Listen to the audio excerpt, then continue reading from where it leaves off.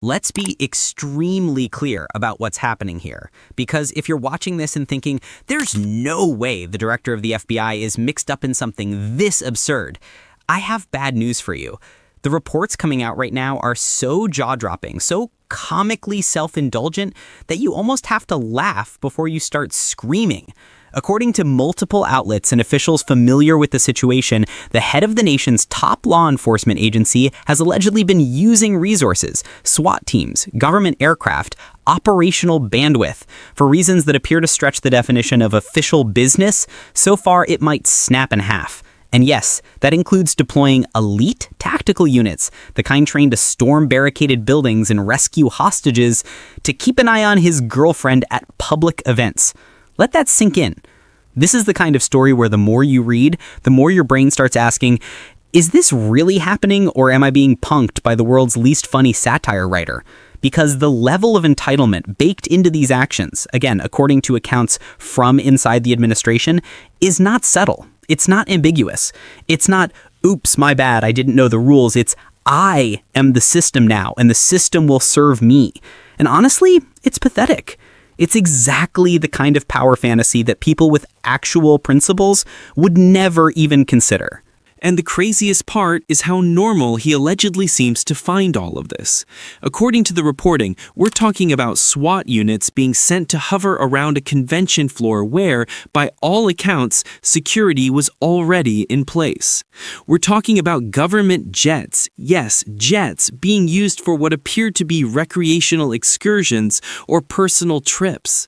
And we're talking about a director who, sources say, reacted with outrage when these elite tactical agents didn't stick around long enough to provide his partner with the level of taxpayer-funded protection he felt she deserved. Imagine being so insulated, so wrapped in your own bubble of authority that you think the biggest problem facing the country is that a SWAT commander didn't stay around long enough to watch your girlfriend sing a song. If you're sitting there thinking, how is this real? How is this possible? Congratulations, you're still tethered to reality. Because make no mistake, these aren't minor lapses in judgment. These aren't harmless little perks of the job.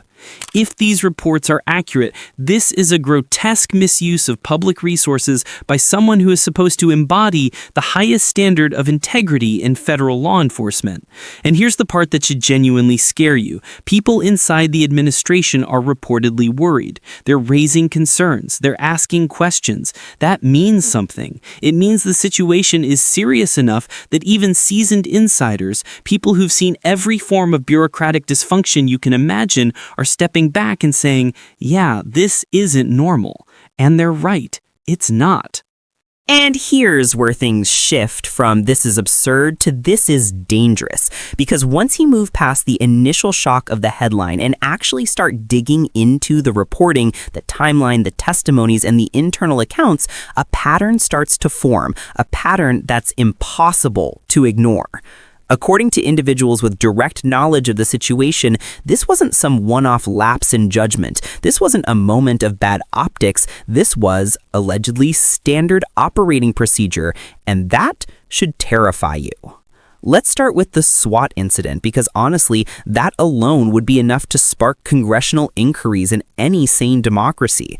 The reporting indicates that when his partner, an aspiring country singer and conservative figure, was invited to perform at a major national convention, the director personally authorized, or at minimum tacitly directed, the deployment of tactical agents from a local field office to monitor her presence. Let's pause on that. SWAT. Tactical agents. These are the people trained for hostage rescues, armed standoffs, high-risk raids, situations where the difference between life and death is measured in seconds, not applause breaks. And they were sent to a performance at a highly secured convention for personal reasons, not national security. And if the story stopped there, it would already be one of the most brazen misuses of tactical law enforcement resources we've seen in years. But no. According to sources who were present, those agents left early, apparently because everything was safe and under control, which is exactly what one would expect at a major convention with its own security. But instead of being relieved that taxpayer-funded elite agents weren't wasting time standing around for no reason, the director allegedly erupted. Reports describe him ripping into the team's commander, furious that his partner had been left unprotected. Unprotected at a high-security event where nothing was happening. That's not leadership, that's entitlement on stilts. And here's where we start pulling receipts, because according to officials familiar with the incident, this wasn't treated internally as a misunderstanding. This was treated as an operational breach, a failure worthy of reprimand. So you have a situation where tactical agents who should be preparing for critical emergencies are instead being scolded for not acting as personal escorts for the director's girlfriend. And you're expected to believe this is normal? Give me a break. But wait, because this is where the forensic part kicks into overdrive, because as outlets began digging deeper, more details surfaced. Specifically, the reported use of government aircraft for personal recreation. You know, the jets that cost thousands of dollars per hour to operate, the jets meant for official use, the jets that require logs, authorizations, compliance with federal travel guidelines. Yeah, those jets. According to reporting and administrative insiders, there were instances where these jets were used for travel that, to put it mildly, did not appear to be directly tied to official FBI business. For example, and this is straight from accounts reviewed by journalists, a trip to Scotland for golf with friends reportedly involved the use of one of these aircraft. Golf, not a briefing, not a summit, not a crisis management operation. Golf at a private resort. And if your head is spinning, good. It should be, because the director of the FBI has access to some of the most powerful tools in federal law enforcement. What he does not have is a personal limousine service with wings. And again, to be fair, we're not dealing with sworn testimony under penalty of perjury here. These are reports, accounts, records reviewed by outlets. But when you have multiple sources painting the same picture, the smart thing to do is pay attention. And speaking of paying attention, let's talk about cost. Because while most Americans are told to tighten their belts, reminded of the deficit, scolded about fiscal responsibility, and berated about government waste, here you have, according to reporting, recreational trips being taken on taxpayer-funded aircraft. And by the way, the director's salary isn't exactly pennies. He can afford a commercial ticket. He can afford a golf trip. He can afford to not put the burden on the people he's sworn to serve. But apparently, that didn't cross his mind. And here's where the contradictions get almost cinematic. Publicly, we hear talk about restoring integrity, about upholding the rule of law, about ensuring the FBI remains independent and above reproach. But privately, again, if these accounts are accurate, there are decisions being made that couldn't be further from those principles. It's the classic rules for thee but not for me dynamic. Only this time, the stakes are higher.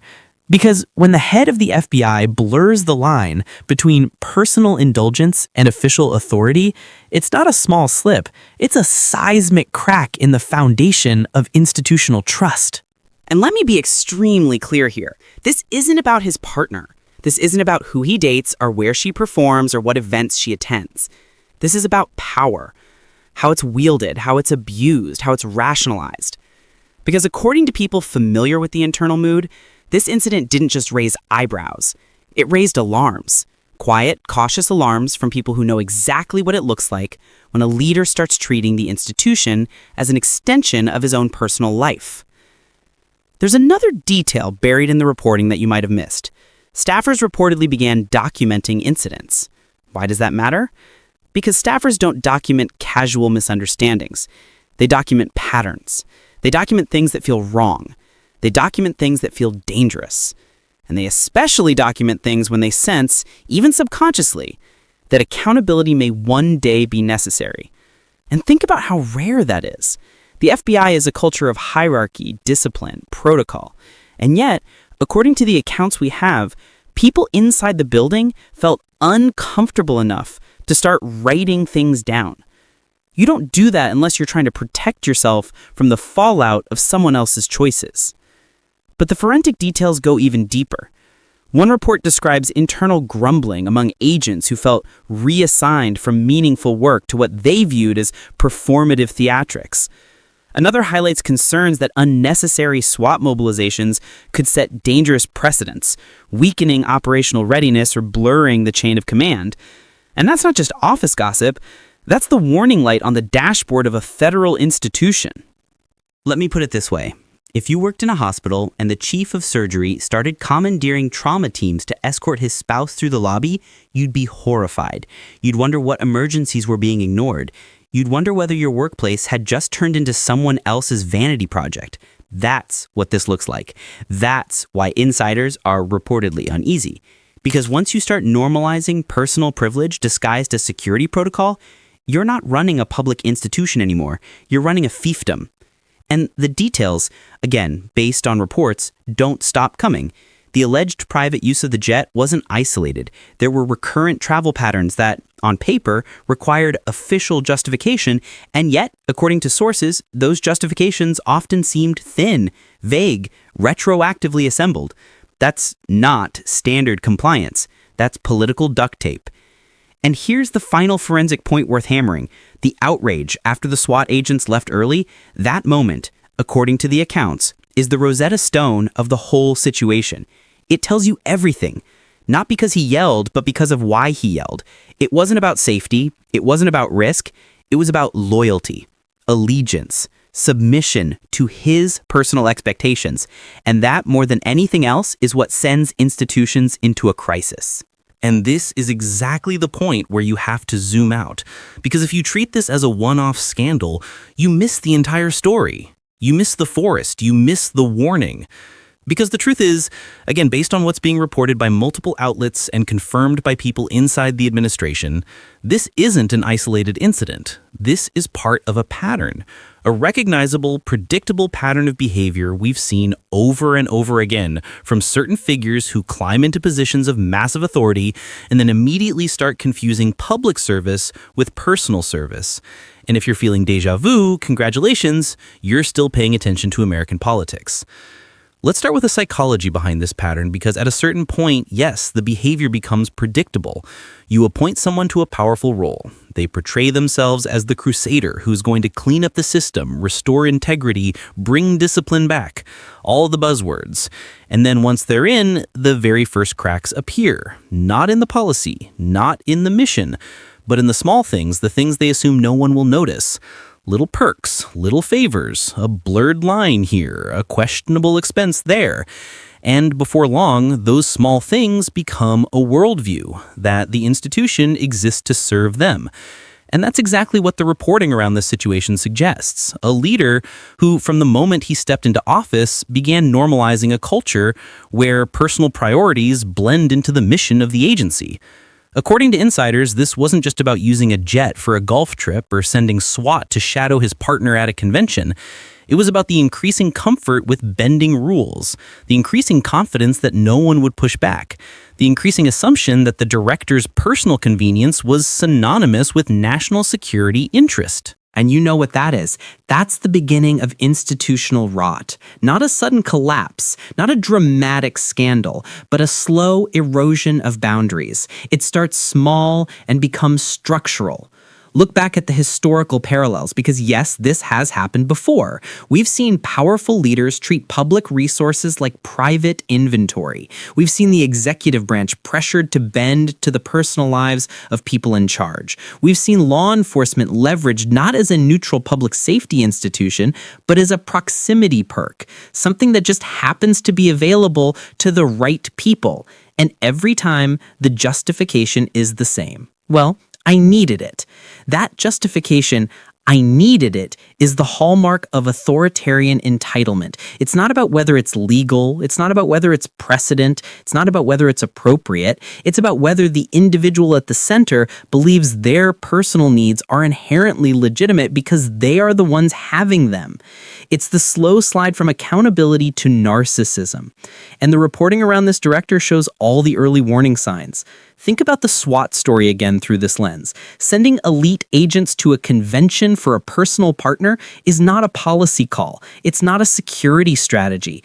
It's a psychological tell. It's the behavior of someone who genuinely believes if I want it, the institution should do it. And when those agents, according to sources, decided that their presence was unnecessary and left early, that wasn't just seen as operational, it was seen as disobedience. A personal slight. That distinction, viewing an operational decision as a personal betrayal, is textbook misuse of authority. Because once you view the agency as an extension of yourself, any decision that doesn't align with your personal desires becomes insubordination. And that is exactly how institutions break. Not with a coup, not with a takeover, but with a leader who forgets where the line is. And yes, it's important to emphasize, these are reports, these are accounts, but the consistency of those accounts across multiple outlets isn't coincidence, it's a pattern. Another part of this pattern is the reported comfort with using government aircraft for things that look suspiciously like personal leisure. When you start normalizing that, you're signaling to the entire institution that oversight is optional, that accountability is malleable, and that the rules are guidelines for the lower ranks, not the top. When the person at the top decides that their convenience is worth thousands of taxpayer dollars in flight time, what message do you think that sends to everyone beneath them? I'll tell you, it says the norms are optional. It says the boundaries are blurry. It says the institution has one set of rules for the director and a different set for everyone else. That's not leadership. That's monarchy light. And here's where the deeper pattern emerges: loyalty-based governance. Reportedly reprimanding a SWAT commander for not staying long enough, reportedly expecting agents to act as personal guardians, reportedly treating logistical assets like personal perks. All of this creates a culture where personal loyalty to the director becomes more important than adherence to mission standards. You can see the seeds of that in the reported internal reaction. Agents allegedly frustrated, uneasy, even documenting incidents. That's how resistance begins in a system that's being slowly bent. And if you're thinking, this is starting to sound familiar, it should, because this pattern is one of the defining political arcs of the last decade. Powerful figures using the machinery of government to protect themselves, reward their inner circle, and punish perceived disloyalty. The specifics change, the offices change, the names change, but the storyline stays the same. And you want to know the most dangerous part? Once this pattern starts, it almost always escalates because the leader realizes something. When you break small rules and no one stops you, you get bolder. When you bend norms and no one calls you out, you go further. When you use taxpayer-funded tools for personal reasons and the institution is too intimidated to challenge you, you expand the boundaries. That's how systems shift from democratic to autocratic tendencies, not with one scandal, but with a series of small, permissible corruptions that snowball into structural dysfunction. The reports make it clear that staff felt uncomfortable. That's a huge red flag. Staff discomfort is the canary in the coal mine. These are people trained to follow protocol, accustomed to hierarchy, experts at compartmentalizing. If they start whispering, if they start taking notes, if they start floating concerns to journalists, there's a reason. They know the difference between a demanding boss and a dangerous one. And here's another key behavioral marker in the reporting. The director, when confronted or questioned, reportedly defaulted to defensiveness, insisting that these measures were necessary due to threats or safety concerns. Look, threats are real. No one is minimizing that. But a threat assessment is a formal process. It's documented, it's vetted, it's based on intelligence metrics, not personal feelings.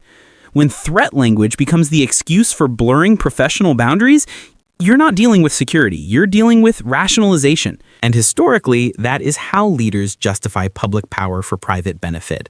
They turn subjective feelings into national security. They turn personal preference into need. They turn convenience into protocol. And then the line disappears. Let's talk about the airplane again, because flying government aircraft isn't like calling an Uber. It requires authorization, logs, cost assessments, risk analysis, justification. If the reporting is accurate that certain chips lacked clear official purpose, that means the justification process was either abused or circumvented, and both possibilities are alarming. And again, you have to see this as part of the larger behavioral ecosystem, because when someone in power starts bending rules, the system reacts. Some people enable it, hoping for favor. Some people stay silent, afraid to challenge it. And some people resist quietly, documenting, talking to reporters, preparing for the moment when the truth will matter. We've seen this movie before. It's the same dynamic that emerges when institutions fall under the influence of a leader who confuses loyalty with competence. And that pattern ends the same way every time. Loss of morale, erosion of public trust, internal conflict, operational dysfunction, and a leadership crisis. And that, by the way, is exactly what the federal oversight committees are reportedly beginning to ask questions about. Because when law enforcement leadership starts acting like royalty, oversight bodies start paying attention. Not because of the scandalous details, but because of the institutional danger. And let's not ignore the broader political context. This director was already controversial, already a polarizing figure, already seen by critics as someone whose loyalty might lean more toward political alliances than institutional independence. So when you pile reports of personal resource misuse on top of that, it doesn't look like coincidence. It looks like ideological continuity. Public rhetoric about reform, private behavior of entitlement, promises of transparency, actions that blur accountability, calls for integrity, reports of misconduct. A leader who wants to be seen as the warrior against corruption but allegedly engages in the same behaviors they claim to oppose. Let that sink in. And the more you look at this pattern, the more you realize that it's not about one trip or one SWAT team or one angry phone call. It's about the worldview behind those decisions. A worldview that treats the office like possession. A worldview that treats public resources like private tools. A worldview that treats criticism as betrayal. A worldview that treats accountability as inconvenience. And that worldview is a warning. And now we get to the part that actually matters. Because at the end of the day, this isn't just about one director, one misuse of resources, or one series of bad decisions. This is about what happens to a democracy when the people tasked with protecting its institutions start treating those institutions like personal property. This is where the stakes become real, where the consequences are no longer theoretical, and where the pattern you've been watching play out stops being a headline and starts becoming a structural threat. Think about it. If the head of the FBI, one of the most powerful, sensitive, and consequential positions in the entire federal government, can reportedly use tactical units as personal escorts or government jets as personal shuttle services, what does that say about the guardrails? What does that say about the boundaries? What does that say about the integrity of the agency? Because once someone at that level starts bending those rules, everyone beneath them is forced into a choice: push back and risk retaliation, or go along and hope the storm passes. And both paths are disastrous. Because here's the thing, no one wants to admit out loud. Institutions don't collapse all at once. They crumble quietly. They fracture in slow motion. They break through a series of exceptions that eventually become the rule.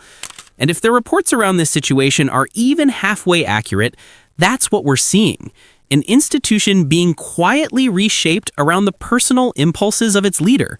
A mission being pulled towards someone's private orbit. And that is exactly how democratic systems start to tilt towards something else. And let's not pretend this happens in a vacuum. The political climate right now is already primed for instability. You have a country exhausted by partisan warfare, distrustful of law enforcement, suspicious of federal power, and painfully aware of how fragile oversight can be. So, when reports surface of an FBI director making decisions that look like self-serving indulgence, it doesn't just damage public trust, it detonates it. It confirms every fear, every suspicion, every talking point about how the system is rigged for those at the top. And the worst part? If it goes unaddressed, it becomes precedent. The next person in power looks at the lack of consequences and thinks, well, he did it. Why shouldn't I? And then the next one pushes the boundary a little further. And then the next one goes further still. Until eventually, the line between public duty and private indulgence isn't blurry, it's gone. This is why oversight exists. This is why transparency exists. This is why internal checks and balances exist. Not to embarrass officials, not to politicize agencies, but to stop exactly this kind of slide before it becomes irreversible. Because once an institution like the FBI gets used to serving the personal needs of its leadership, democracy loses something it can't easily get back: independence. And let me say this clearly. Skepticism isn't overreaction, concern isn't hysteria, demanding answers isn't partisan, it's necessary. Because if the most powerful law enforcement officer in the country is reported to be blurring the lines between personal convenience and federal authority, the burden isn't on the public to stay quiet. The burden is on the institution to prove that the line still exists. This is where accountability matters. This is where honest oversight matters. This is where the voices inside the administration, those who reportedly raised concerns, took notes, documented incidents, matter. Because those are the people who still believe the institution is bigger than the person running it. Those are the people who understand that the FBI can survive scandal, but it cannot survive becoming someone's personal concierge service. So if you're watching this and feeling that familiar mix of anger and disbelief, good. Hold on to it. That instinct, that sense that something fundamentally wrong is happening, that is the democratic immune system. That's what forces institutions to correct course. That's what prevents slow-motion corruption from turning into full-blown collapse. Make no mistake, the stakes here are enormous, because when someone at the top allegedly treats the power of the FBI as a personal asset, it's not just bad judgment, it's a flashing red light. And it should remind all of us that democracy isn't protected by speeches or slogans or titles, it's protected by people who refuse to normalize behavior that corrodes the system from within. The reports are out there. The concerns are out there. The questions are out there. The only thing left is whether accountability follows. And if it doesn't, then we're not just dealing with one director's alleged use of power. We're dealing with a system that has forgotten how to defend itself. And that is the danger. That is the endgame. And that is why this cannot be ignored.